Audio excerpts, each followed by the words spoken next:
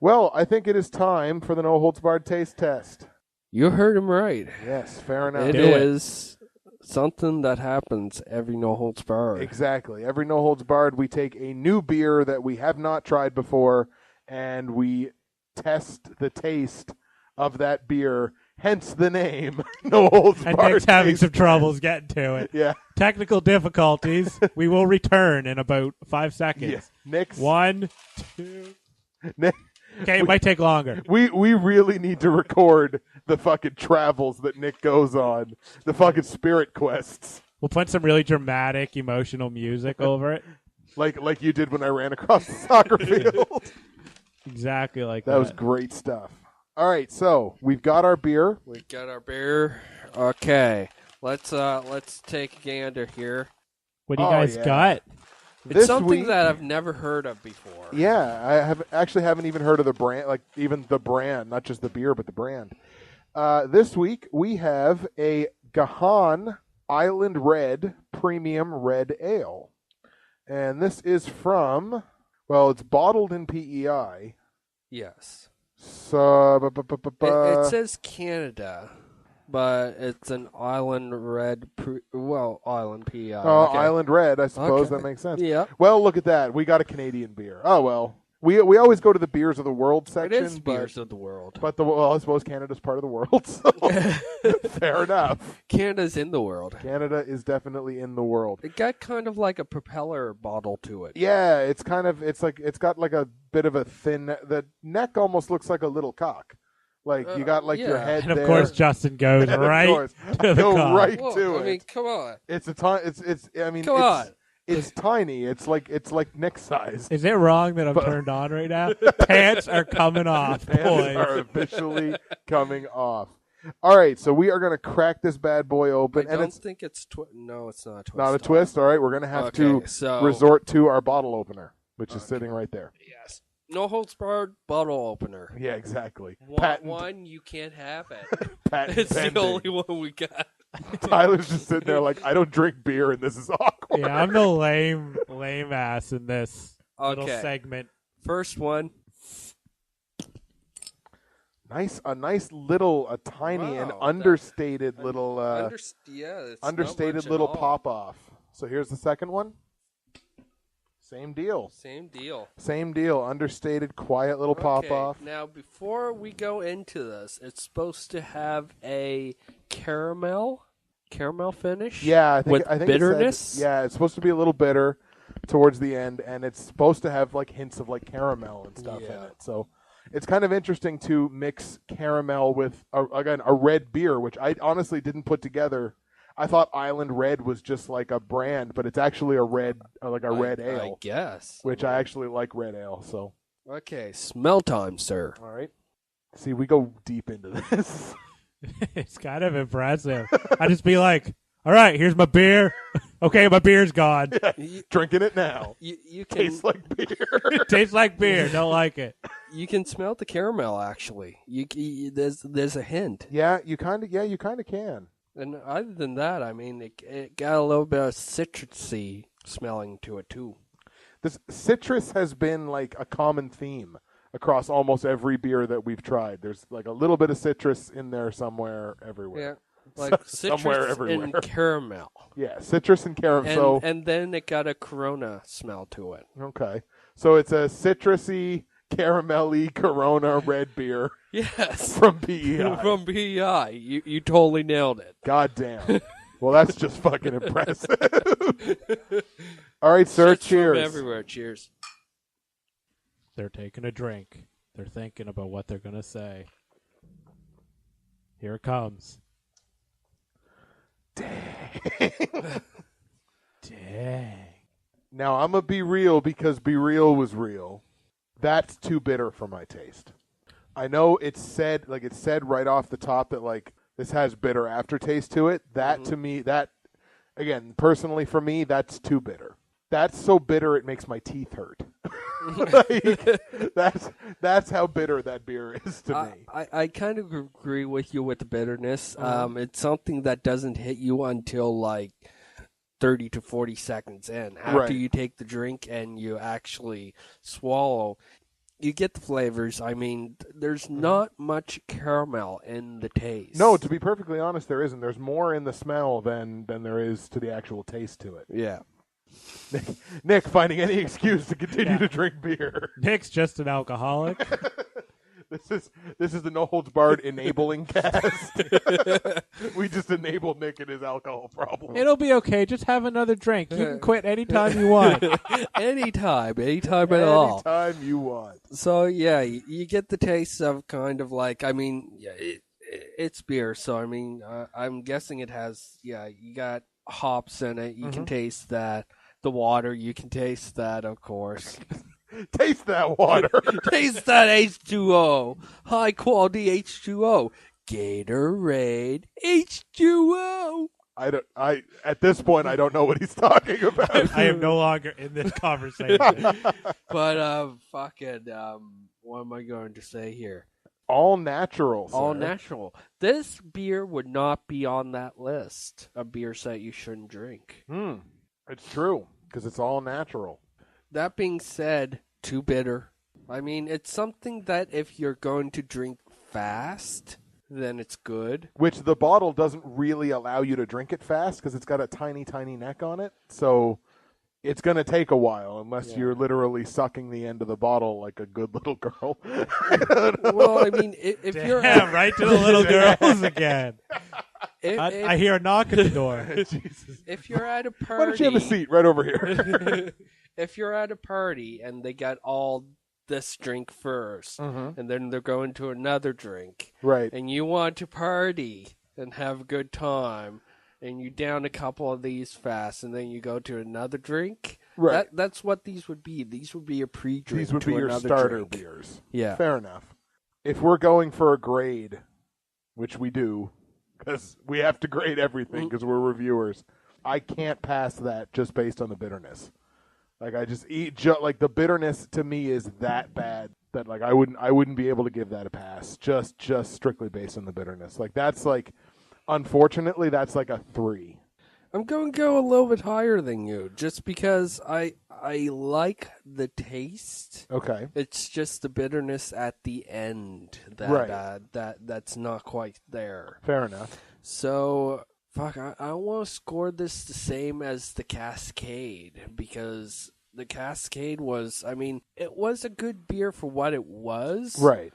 Although it does have flaws in it. Right. See, look at him. What a salesman. Although it's got its flaws, now we go into the good portion. Fuck it. I'm changing my ruling from last week. Yeah, going nuts. I'm calling an audible here. It's like Tyler going back and giving Training Day 100 on Criticker. Training Day is one of the greatest movies of all time. Do not get me started on Training Day. I'm changing the Cascade from a 4 to a 5. Okay. So it gets a passing mark. Right. Which you were kind of on the board with yeah, before. I was. Like, I think I gave it a 5. So low, I'm like, I just cannot. Fair but enough. No, I'm giving that a 5, and I'm giving this a 4. Okay. I'm giving it an 8. The best thing since Inception. Nice. The best thing since Ghostbusters. The best. Yeah, Ghost Dad was the best movie since Leonard Part 6. Tyler, why don't you tell the folks about the time you chugged Fireball? Yeah, they don't want to hear that. Oh, they totally want to hear the story. There wasn't really much to it. I know, but they want to hear it. We're talking about liquor. The time that I chugged a whole bunch of Jack Daniels, I pissed myself, threw up all over the place in Richard's little bathroom, and passed out. Dang. I think I told the story before. I think you might have. But good times, good man. I think we kind of saw the end of that story coming. I guess. Well, I chugged a bunch of Jack Daniels. And we've talked. I think we've mentioned multiple times on this podcast the whole fucking pub crawl story. The one about pouring this kid into the back of a cab van in Halifax. And I sending had it him made home. though. I had that van already called. That's true. That's true. You guys true. got out. You were all concerned about me. I'm like, fuck this noise. I'm an alcoholic. I know it. Yeah, exactly. I know what to do. I know how to handle my shit. God damn it. Well, that's the taste test, everybody. I give it a 3. Nick gave it a 4. Tyler gave it an 8. So that rounds out to a nice even 5, 5.5. I'm a really positive person. There you go. Clearly. Totally. And anybody that's known you for a long time knows that about you. The one word that describes Tyler, positivity. Yes. The other word that describes Tyler, games. So we're going to get into that portion of the podcast where we're going to start talking about DEM video games. That was a nice transition. I'm telling you. I'm a little impressed. You gotta play them games some more. DEM games. Yeah. This is the remix playing video games. Just nice. Just FYI, I took another quick sip of that Island Red, and when I inhaled on that sip, for whatever reason, I really picked up the citrus. It's really so it's a nice smell. It's too bad the fucking taste doesn't add up to the smell. Any hoodly doodle, let's talk about DEM games. And a lot of this, I'm not going to lie, a lot of this is going to be focused towards Tyler. I'll chip in from here and then. Exactly. But you know me, I'm a pretty quiet guy. I like to have people on the microphones speaking their shit, dealing their deals, doing their thing. He's a benevolent motherfucker. I'm telling you, he's just sitting there. He's just and I'll, you do what you need to do. I want to hear what you have to say. I'll chip in, give my shit. Right on. This my shit.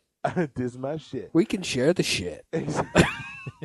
Thanks, Nick. 3 guys, I'm one glad cup. you came back into my life. Jesus. So before we actually start talking about the games themselves, and we talked about this a little bit earlier, but I kind of wanted to ask you why you decided to start a blog about video games, and it just kind of talk even a little bit about because you've said before, video games is your first love, basically. I love it more than my mother. He knew Goat Simulator was coming out one day, and he was like, "Damn, I gotta start a blog now." I started playing video games when Goat Simulator came out a month ago, and I have played 500 games since. All for 2 minutes at a time. Yeah, just enough so I have an opinion. What was the question? Oh yeah, why did you start the blog, sir? Well, there's a couple reasons. One, because you started a movie blog, and I thought, well, that's cool. I'm going to do that. I'm smarter than Justin. If this stupid motherfucker could blog about something he likes, then I can do the same. I actually and I've told you this before, but I've always kind of liked the idea of having a network of blogs, an IGN type of thing. Yeah. Where you have a movie one, I have a game one, and then if anyone else wanted to come in with a book one or a music one, or whatever, that would have been cool. And the other reason, mostly because I'm bored. Mostly because you're bored?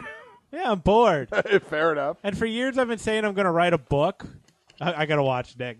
Yeah. Nick's closing the freezer. Yeah, I had to send Nick on a vision quest to close the freezer there. He's slowly coming back. Hopscotching his way back to his mic. He's almost here. Back. There you go. And one more. There he is. You just hit me, you son of a bitch. Landed right I'm on. leaving. I don't need to take this shit. I have no insurance, so... Exactly. So you're basically fucked. And Spot was lost. Yep. Thanks, Nick. What I do. Oh, yeah. I think it was... I've been saying for years I was going to write a book, which I'm still going to do. But I don't actually do any writing, so I figured, at least with a blog, I'm doing some writing, even though it's a different kind of writing. Mm-hmm. But yeah, that's pretty much it. Mostly just because I saw that you had a movie blog, and I thought that's a cool idea. I'm going to do that. Yeah, so you launched On the Gamely, which originally started as, what was it, Gamesepticon? Gamesepticon. Which I always read as Gameception. I don't know why. Well, that makes sense. But, it is what it is. Kind of wanted to avoid the whole Transformers thing if for some reason it ever went anywhere. Right. Which I'm sure it won't. I wanted to avoid that entirely, so I just went with On the Gamely, which most people don't know. I often say On the Daily, at least with my older brother, so then it kind of just became a joke of On the Gamely, on the... It took on a life of its own. Yeah. It really did. Just add Lee to the end of things, On the Nickley. Ooh. Yeah. On the Nickley Everybody be on the Nickley. Everybody loves being on the Nickley. Jesus. Especially the Nickley. Nickley loves when people are on him. Fair enough. So, but you mentioned like you're like, oh, video games were basically my first love. So kind of delve into that a little bit. Like, what was your first system? NES, because my older brother owned one. Okay, yeah. Like I kind of remember playing Atari once in a while, but NES I think was the first one. Yeah, I think I tried to think about this for the purposes of this too, and I was like, I'm pretty sure the NES was my first one too. I think I had a Game Boy, but I think the Game Boy came slightly after I got my NES. Most people are afterwards with the Game Boy. Yeah. Me, it was, Super Nintendo. Was it Super Nintendo? See, now I thought for whatever reason, I didn't think you had a game system that early. For whatever reason, PS2 was sticking in my head. Oh, God, you didn't have a system before I was PS2. old school Super Nintendo with Mario Boys and Duck Hunt. Mario Boys. Yeah. That was NES. The less Duck Hunt. No, fucking... He said Mario Boys. I know. Okay. I was trying not to call attention to it. The lesser-known Japanese hentai game, Mario Boys. Jesus. We can't afford those high-tech stuff. Yeah, fair enough. But yeah, but Mario and Duck Hunt was the original Nintendo. Yeah. Oh, so you even go back to the original? Oh, I go back to the original. Nice, right on. This is kind of it's related because Nintendo. But have you guys ever went and played like any of the unlicensed Nintendo games? Yes, like the porn games and stuff. Tap A to fuck this bitch, basically. Yeah. Although it wasn't actually that, but and you keep on tapping A and nothing happens. Yeah. All you hear is bad MIDI moaning, like awesome. That's how I get off. And game over. 3 of the 4 times that I jerk off, it's because of unlicensed Nintendo games. The other one, thoughts of unlicensed Nintendo games. Do you remember what your first game was, or like the first couple of games that you remember like really putting a lot of time into? Well, it's not an original answer, but like Super Mario Boys and Duck Hunt for sure. And Superdome. yeah. Silverdome. I'm a rat him like Hulk Hogan. All up in this.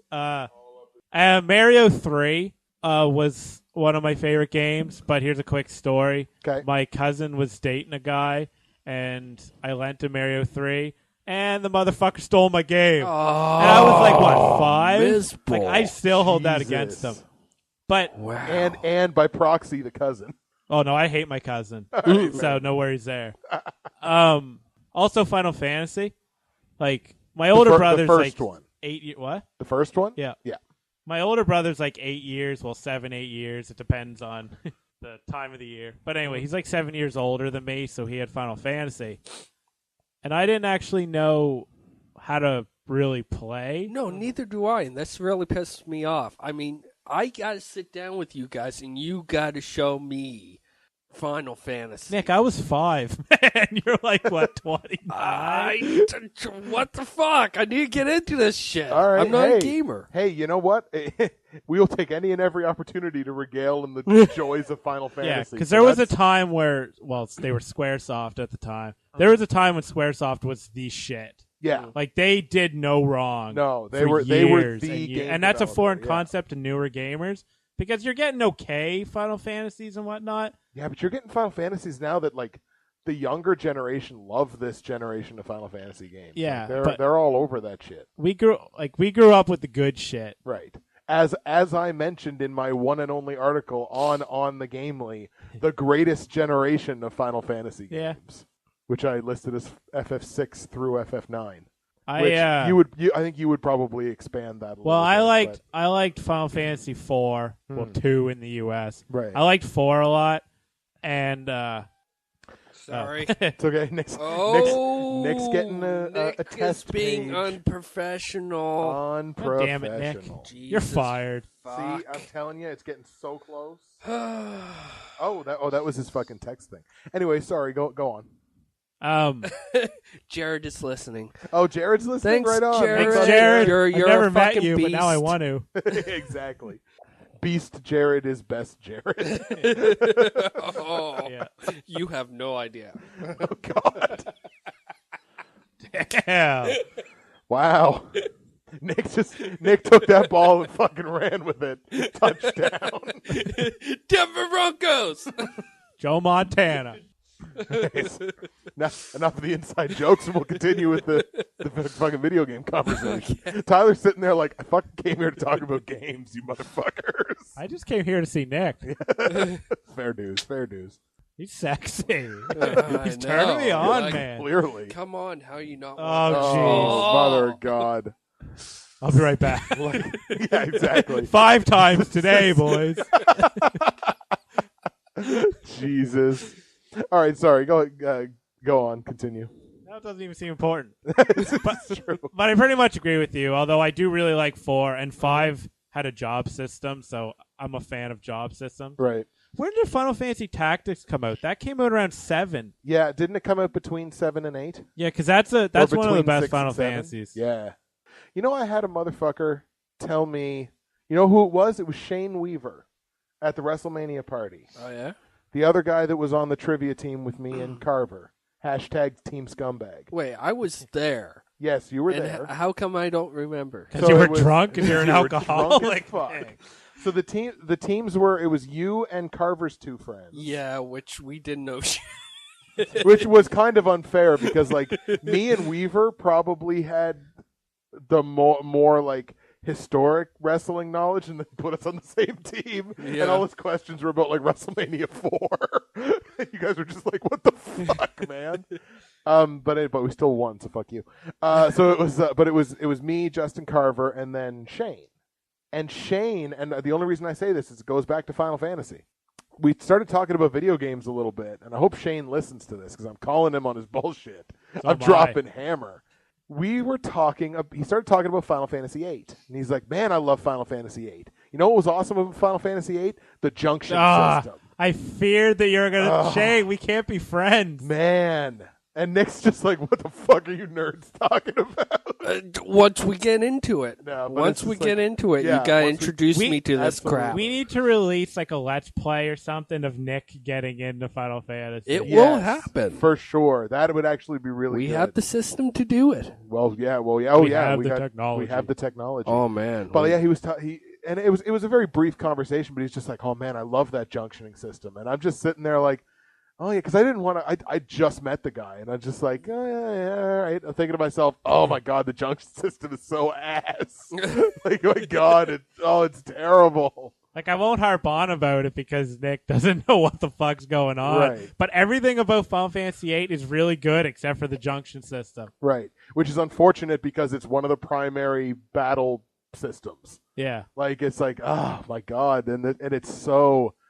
that I never got it into my head that the junction system was a good system. Okay, so you say junction system, and I kind of know Final Fantasy because I played it a little bit, and I couldn't get into it because I didn't know the whole battle ring and shit like that with the costumes and shit like that you can use, or the. I'm lost.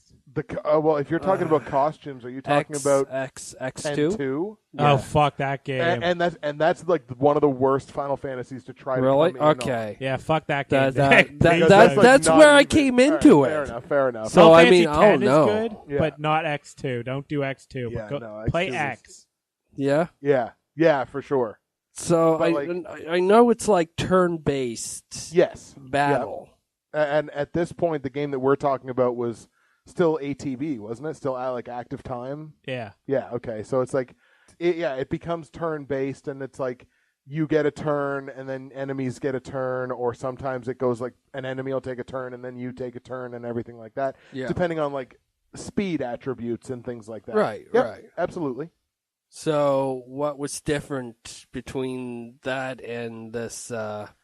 Junctioning? Junctioning, like the battle system itself is the same. Junctioning was in reference to like your ability to use magic. Yeah, you had to collect magic. Like you had to draw it from enemies in the middle of battle. Okay, so this is much like working up a finisher in actually, WWE. 100%. But the problem was it kind of eliminated using magic, because the more magic you had slotted in or whatever, you became more powerful. And if you could figure out the junction system, you could like run New York. Basically, you could wreck shit. Yeah, but it doesn't. I don't like it because you don't want to use magic. All you do is draw it, so you spend a bunch of time in battle just drawing magic, and not even to use it. I mean, you could, but to be effective, you don't. You just keep it, and that's not Final Fantasy to me. No, that at that point it basically becomes a hack and slash game. You don't want to use magic because if you do that, you make yourself weaker. So why would you want to do that? When we stroking the thigh, ooh, but when we a little bit higher, yeah, a little bit, exactly. When we get you into Final Fantasy, it'll show you exactly what we mean. Okay, but it's just like the game dissuades you from using magic, and that to me is it's a deal breaker with Final Fantasy. Yeah, I can't. There's been times where I'm like, I should go back and play Final Fantasy VIII because I like the story. I love the music, and it has one of the best endings in Final Fantasy history. And I'm like, I should play it. But then I think of the junction system, and I'm like, nope, I'm going to go play something different. Fucking done. Fuck this. I am out. Fuck that. Grand Theft Auto. Yeah, exactly. Yeah, fuck this noise.